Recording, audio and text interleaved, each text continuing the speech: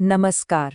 चलिए आज एक ऐसे सफर पर चलते हैं जहां आस्था और रहस्य एक हो जाते हैं। एक ऐसे पर्वत की कहानी जो दुनिया का सबसे बड़ा अजूबा है।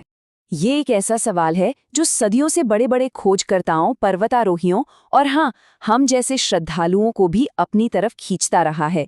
और इसका जवाब हमें सिर्फ और सिर्फ एक ही नाम की ओर ले जाता है। जी हाँ, कैलाश पर्वत, एक ऐसा नाम जिसमें दिव्यता भी है और एक गहरा रहस्य भी। तो आइए साथ मिलकर इस दिव्य पहेली को थोड़ा समझने की कोशिश करते हैं। तो सबसे पहले ये समझते हैं कि आखिर ये पर्वत है कहाँ, इसका भूगोल क्या कहता है और क्या चीज इसे इतना खास बनाती है।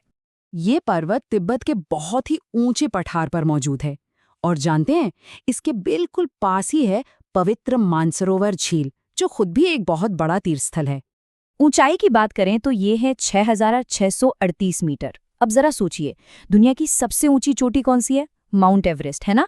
वो इससे लगभग 2,000 मीटर ज्यादा ऊंची है और उस पर तो हजारों लोग चढ़ चुके हैं।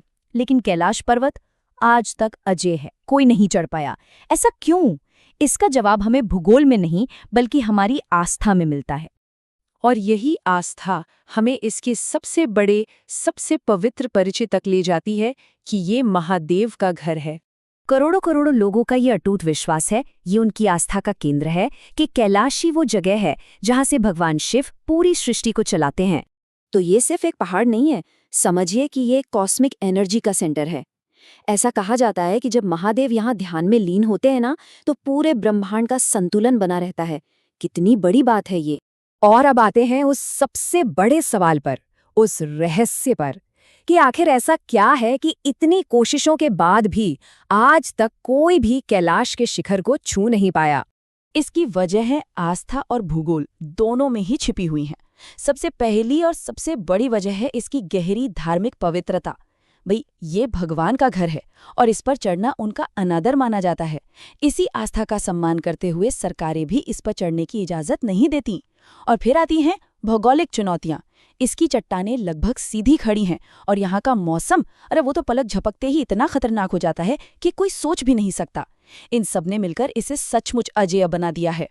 तो सवाल ये उठता है कि जब शिखर पर कोई चढ़ ही नहीं सकता तो भक्त महादेव से कैसे जुड़ते हैं? इसका जवाब है परिक्रमा में।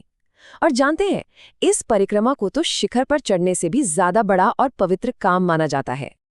आप सोचिए, हर साल दुनिया के कोने कोने से हजारों लोग इतनी ठंड, इतने मुश्किल रास्तों का सामना करते हुए यहाँ आते हैं और मकसद सिर्फ एक होता है, उस दिव्य पर्वत की बस एक झलक पाना और उसकी परिक्रमा पूरी करना।